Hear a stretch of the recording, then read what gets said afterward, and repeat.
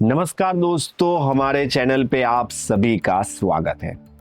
आज का वीडियो खास तौर पर उन सभी के लिए है जो कनाडा में स्टडी करने का सपना देख रहे हैं या जो ग्रेजुएशन पूरी कर चुके हैं और अब सोच रहे हैं कि अब आगे क्या करें। तो सबसे पहले उन सभी लोगों को ढेर सारी बधाइयां जिन्होंने ग्रेजुएशन कनाडा में पूरी कर ली है। ये एक बहुत बड़ी उपलब्धि है, लेकिन याद रखिए कि ये सफर यहीं पे खत्म नहीं होता है। और जो लोग कनाडा में पढ़ाई करने का सपना देख रहे हैं उनके लिए भी ये वीडियो बहुत ही काम आने वाला है। तो आज के वीडियो में हम बात करने वाले हैं डिफरेंट स्टडी ऑप्शंस और एडमिशन की पूरी जानकारी, वर्क परमिट के सभी विकल्प और उनकी एप्लीकेशन प्रोसेस क्या रहती है उसके बारे में भी हम बात करेंगे। और उसके साथ साथ हम बात करेंगे पीआर के मौके के बारे में और उसको पाने के लिए पूरी प्लानिंग आपकी किस तरीके से होनी चाहिए। तो ये वीडियो आप अंत तक जरूर देखिए, क्योंकि आपके कनाडाई ड्रीम को हकीकत में बदलने का पहला कदम ये वीडियो भी हो सकता है। तो दोस्तों, अगर आप सोच रहे हैं कि कनाडा में पढ़ाई कैसे करें और कौन से कोर्स, कौन से प्रोग्राम्स का सिलेक्शन करें ताकि आपको पोस्ट ग्रेजुएट वर्क परमिट बड़ी ही आसानी से मिल जाए, तो हम आपको बताना चाहेंगे कि कनाडा की कॉलेज और यूनिवर्सिटी अपने क्वालिटी एजुकेशन के लिए मशहूर है। अगर आप कॉलेज या यूनिवर्सिटी से बैचलर्स या मास्टर्स डिग्री कंप्लीट करते हैं तो आप किसी भी फील्ड में, चाहे आपने जो field in demand field study है या इन डिमांड फील्ड स्टडी नहीं भी है, तब भी आपको पोस्ट ग्रेजुएट वर्क परमिट मिल जाएगा। पहले के रूल्स में ये हुआ करता था कि अगर आपने यूनिवर्सिटी से बैचलर्स या मास्टर्स किया हुआ है तब भी आपको पोस्ट ग्रेजुएट वर्क परमिट मिल रही थी, लेकिन अभी जो रूल्स में बदलाव आया है, अब आप कॉलेज से बैचलर्स डिग्री की हुई है तब भी आपको पोस्ट ग्रेजुएट वर्क परमिट मिल जाएगा। तो ये आप किसी भी फील्ड में कर सकते हैं, कोई भी प्रोग्राम आप सिलेक्ट कर सकते हैं for the bachelors and masters. अगर आप डिप्लोमा प्रोग्राम सिलेक्ट करना चाहते हैं तो कुछ सिलेक्टेड प्रोग्राम से वही सिलेक्टेड प्रोग्राम जो कि इन डिमांड प्रोग्राम से, वो प्रोग्राम अगर आप सिलेक्ट करते हो तभी आपको पोस्ट ग्रेजुएट वर्क परमिट मिलेगी, अदरवाइज आपको पोस्ट ग्रेजुएट वर्क परमिट नहीं मिलेगी। तो अगर आप जानना चाहते हैं कि आपके लिए कौन सा प्रोग्राम सबसे सही रहेगा तो नीचे दी गई हेल्पलाइन पे आप हमारा संपर्क कर सकते हैं। At Canon.co we have a 600+ employees जो आपकी हेल्प करने के लिए हमेशा तैयार रहते हैं। तो हमारे कनाडा के एक्सपर्ट काउंसलर से आप 1-on-1 काउंसलिंग कर सकते हैं और वो भी एब्सोल्युटली फ्री। तो आप उनसे काउंसलिंग कीजिए और जान लीजिए कि आपके लिए कौन सा प्रोग्राम सबसे सही रहेगा। दूसरा सवाल होता है कि किसी भी अच्छी कॉलेज या यूनिवर्सिटी में एडमिशन कैसे मिलेगा। तो सबसे पहले आपको आपकी इंग्लिश लैंग्वेज स्किल को बेहतर बनाना होगा। चाहे आप आईएलटीएस की प्रिपरेशन कर रहे हो, टॉफेल की प्रिपरेशन कर रहे हो, पीटीई की प्रिपरेशन कर रहे हो या फिर डुओलिंगो की ही प्रिपरेशन क्यों ना कर रहे हो, तो आपको आपकी इंग्लिश लैंग्वेज स्किल को बेहतर बनाना है। और उसके लिए आप हमारा ऑनलाइन प्लेटफॉर्म कानन प्रेप का भी यूज कर सकते हैं। बहुत ही पावरफुल प्लेटफॉर्म है, दुनिया के किसी भी कोने में रहकर आप हमारे वर्ल्ड क्लास एजुकेशन और एक्सपर्ट फैकल्टी से कोचिंग ले सकते हैं। दूसरा है कि आपका एसओपी यानी कि स्टेटमेंट ऑफ पर्पस बहुत ही प्रभावी तरीके से लिखा होना चाहिए और उसके साथ साथ उसे जितना हो सके उतना पर्सनल बनाइए।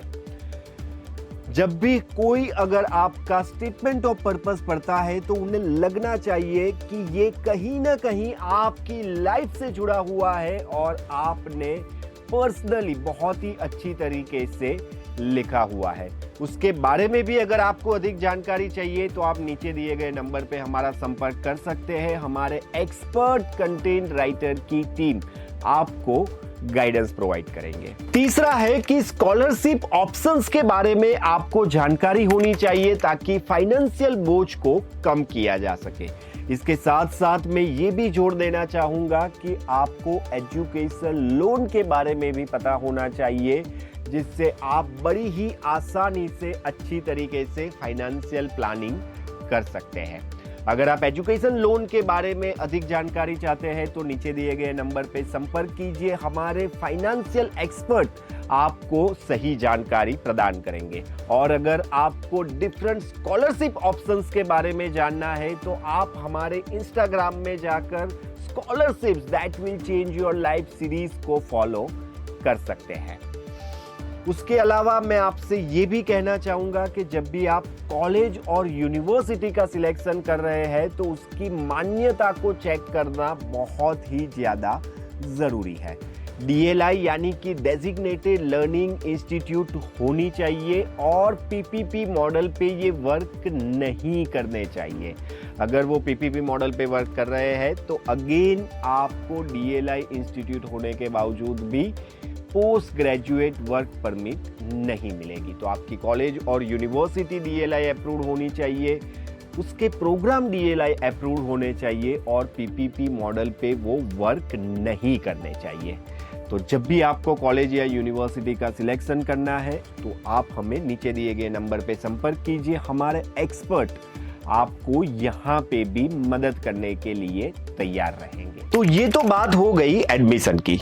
अगर आप कनाडा में ग्रेजुएट हो जाते हैं और उसके बाद सबसे बड़ा सवाल होता है कि वर्क परमिट कैसे मिलेगा, तो सबसे पहला और सबसे कॉमन विकल्प है पोस्ट ग्रेजुएट वर्क परमिट।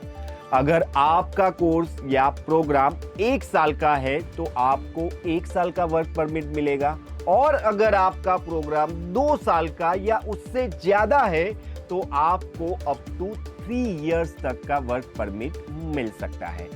यहाँ पे एक और चेंज है कि अगर आपका मास्टर्स डिग्री का प्रोग्राम 1 साल का है तब भी आपको 3 साल की वर्क परमिट मिल सकती है। लेकिन Canaan.co की ओर से हम आपको सजेस्ट करेंगे कि आप 2 साल का ही मास्टर्स डिग्री प्रोग्राम कीजिए, ताकि आगे अगर आपको स्पाउस को बुलाना है तो तब भी आपको कोई दिक्कत नहीं आएगी। और सबसे इंपॉर्टेंट बात है कि स्टडी परमिट आपकी वैध होनी चाहिए, वैलिड होनी चाहिए जब आप वर्क परमिट के लिए आवेदन कर रहे हैं। तो अगर आपकी स्टडी परमिट एक्सपायर हो जाती है तो उसका एक्सटेंशन करवाना होता है। स्टेटस अगर आपका खत्म हो जाता है तो स्टेटस को रिस्टोर करवाना होता है, और उसके लिए भी आप हमारे एक्सपर्ट लॉयर की हेल्प ले सकते हैं। दूसरी चीज है कि जब भी आप पोस्ट ग्रेजुएट वर्क परमिट के लिए आवेदन करें तो उसमें बिल्कुल भी देरी ना कीजिए, क्योंकि ये टाइम सेंसिटिव होता है। एक वक्त के बाद अगर आपने वो आवेदन किया तो वो मान्य नहीं होगा। और तीसरा है कि आपका ये वर्क एक्सपीरियंस PR के लिए बहुत ही ज्यादा महत्वपूर्ण होता है। तो ये काम जितना हो सके उतना जल्दी से शुरू कर दीजिए, उसमें देरी मत कीजिए, क्योंकि पोस्ट ग्रेजुएट वर्क परमिट के लिए again you have to appear for the IELTS और similar kind of English proficiency test. तो ये तो बात हो गई पोस्ट ग्रेजुएट वर्क परमिट की। लेकिन अगर आपका पोस्ट ग्रेजुएट वर्क परमिट खत्म होने वाला है या फिर पहले ही खत्म हो चुका है तो आगे क्या करना है, ये सवाल आपके सबसे ज्यादा आते हैं।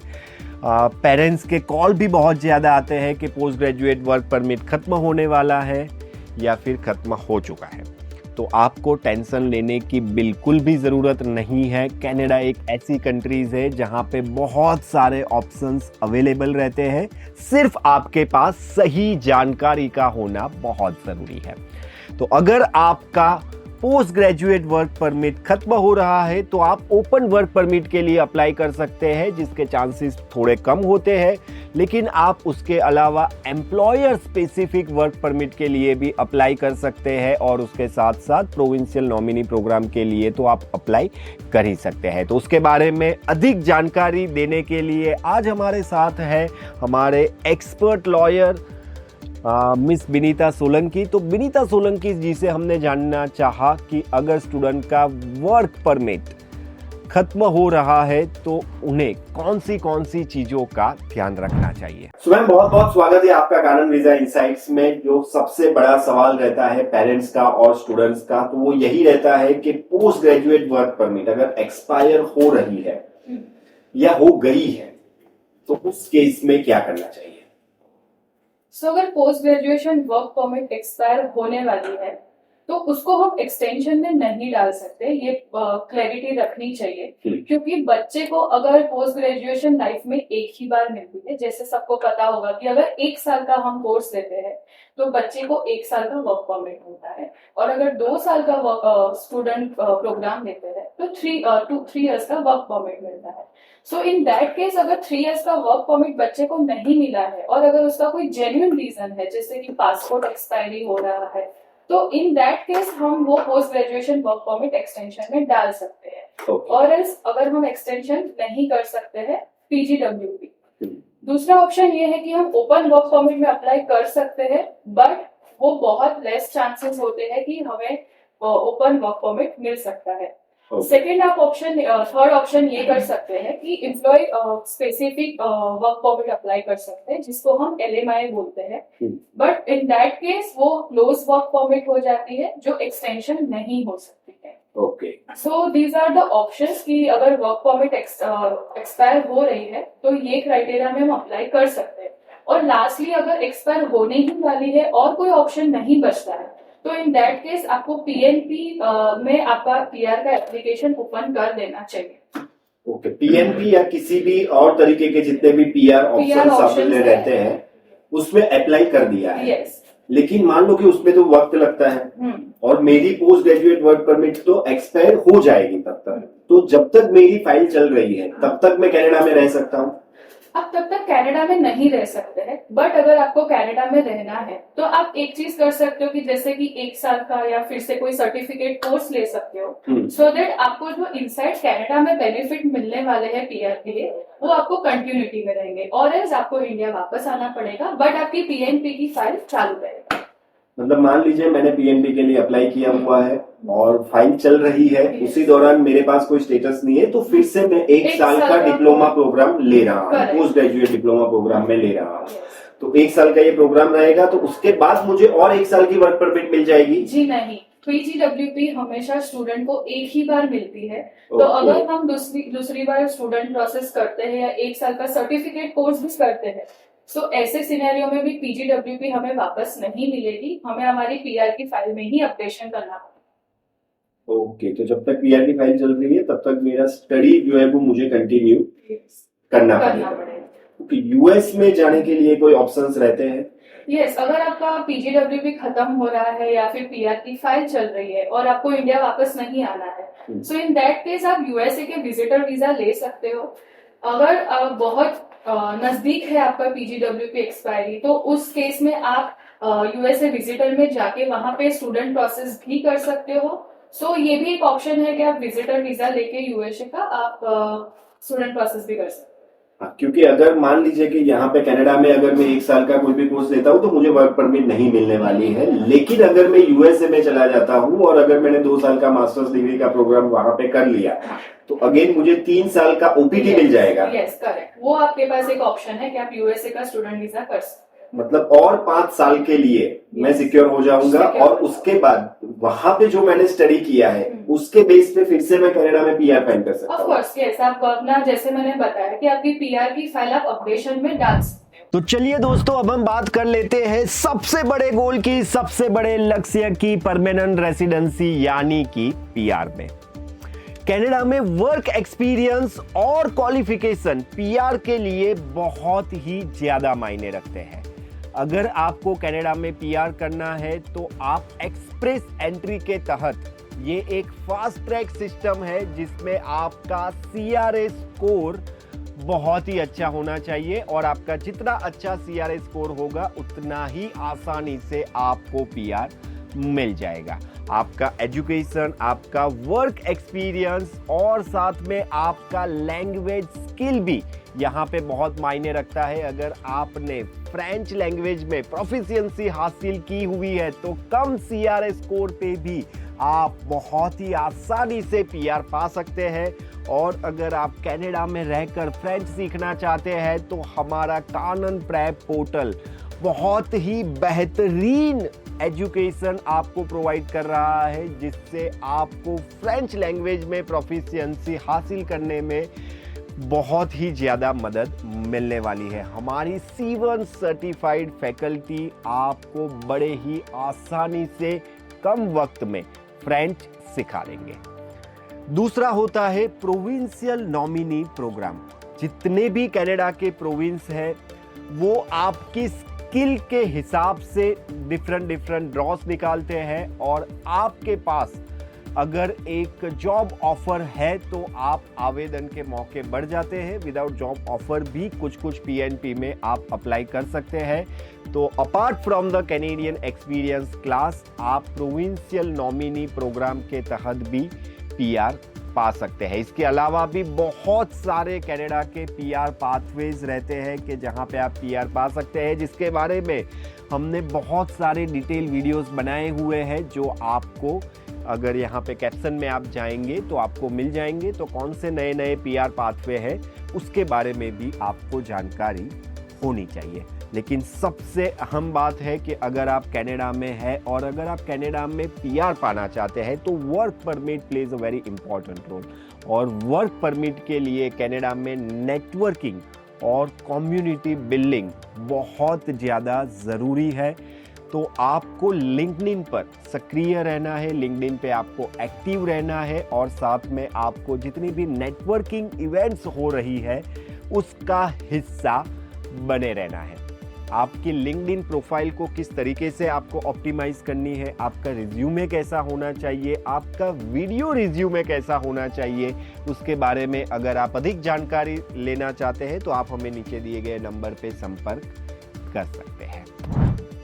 तो दोस्तों, कनाडा में करियर बनाना और लाइफ बनाना एक लंबी लेकिन प्रेरणादायक यात्रा है और अगर प्लानिंग सही से की गई है तो कोई भी सपना साकार किया जा सकता है। अगर आपको लगता है कि ये वीडियो आपके लिए मददगार है और दूसरे जो कनाडा में पढ़ाई करने के लिए जाना चाहते हैं उनके लिए भी मददगार हो सकता है तो ज़्यादा से ज़्यादा ये वीडियो को शेयर कीजिए।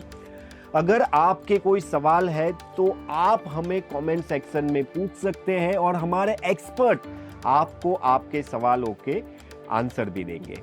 और ऐसे ही वीडियो अगर आप लगातार देखना चाहते हैं तो आप हमारी चैनल को सब्सक्राइब कर सकते हैं और कौन से टॉपिक पे आप वीडियो देखना चाहते हैं ये आप हमें कमेंट करके बता सकते हैं। तो आज के लिए बस इतना ही। ऐसी ही खास खबरों के लिए और ऐसी ही खास अपडेट्स के लिए देखते रहिए कानन वीजा इनसाइट्स और तब तक के लिए अपनी मेहनत और अपने जुनून को बरकरार रखें।